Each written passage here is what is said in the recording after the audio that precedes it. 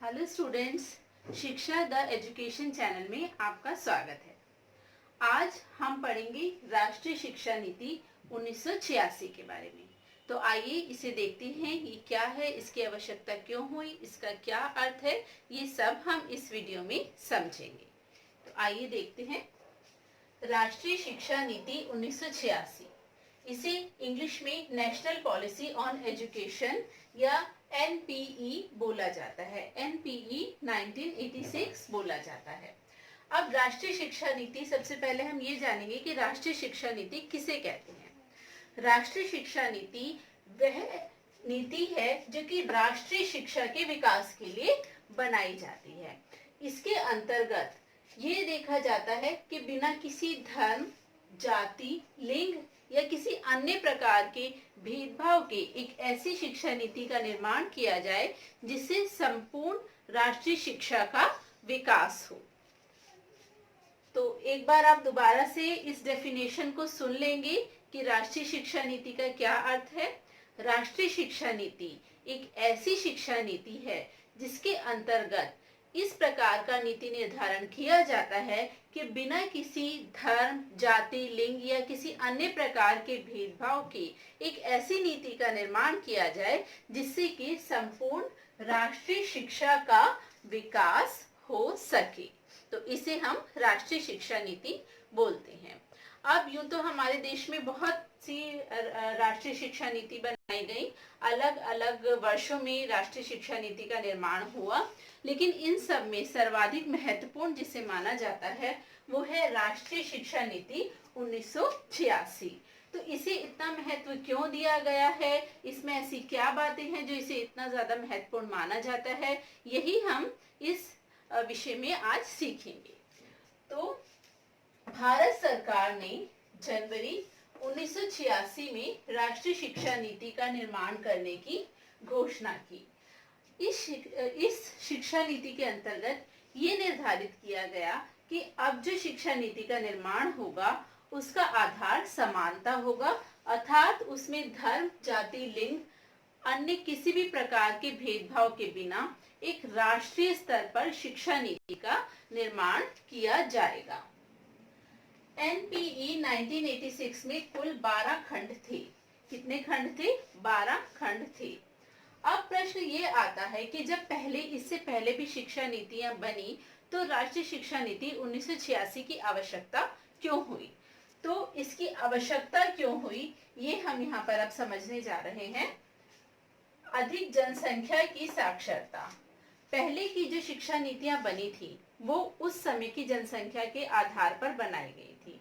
अब 1986 में जब दोबारा राष्ट्रीय शिक्षा नीति बनाई गई तो वो उस समय की जनसंख्या की आवश्यकताओं को ध्यान में रखकर बनाई गई।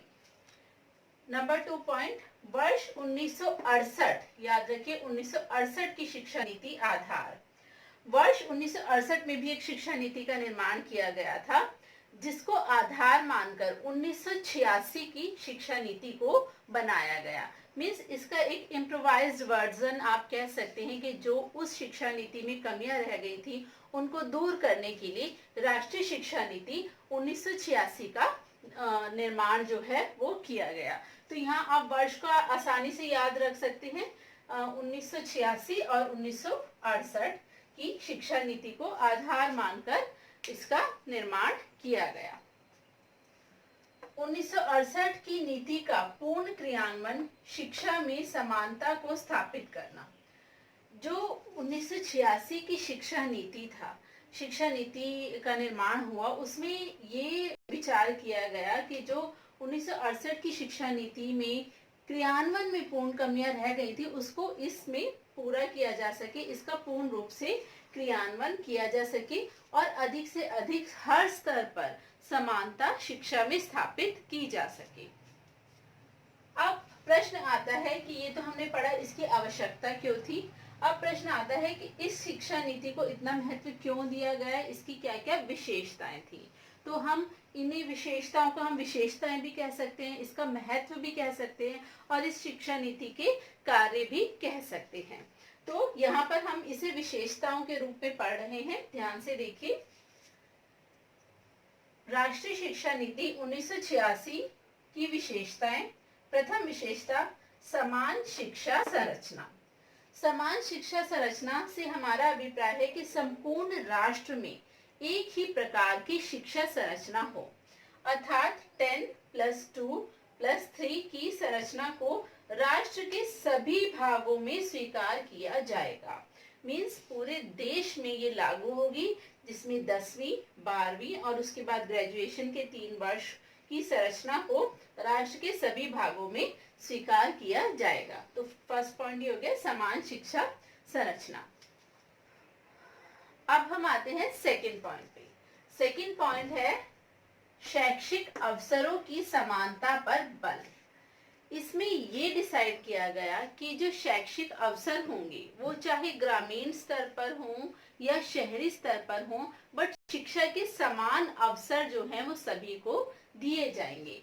तो शैक्षिक अवसरों की समानता पर राष्ट्रीय शिक्षा नीति 1986 ने बल दिया। थर्ड, व्यावसायिक शिक्षा पर बल। व्यावसायिक शिक्षा मीन्स कोई ऐसा गुण आए हमारे छात्रों में हम कि जिसके फलस्वरूप उनके अंदर जो है वो व्यावसायिक गुणों का विस्तार हो सके। तो राष्ट्रीय शिक्षा नीति में इस बात पर बहुत जोर दिया गया कि सभी छात्र जो हैं उनमें किसी न किसी कौशल का जो है विकास हो, ताकि वो आगे चलकर उसे अपनी जीविकोपार्जन का साधन बना सके। तो व्यावसायिक शिक्षा पर इसमें बल दिया गया। दक्षता एवं प्रभावकारिता को प्रोत्साहन।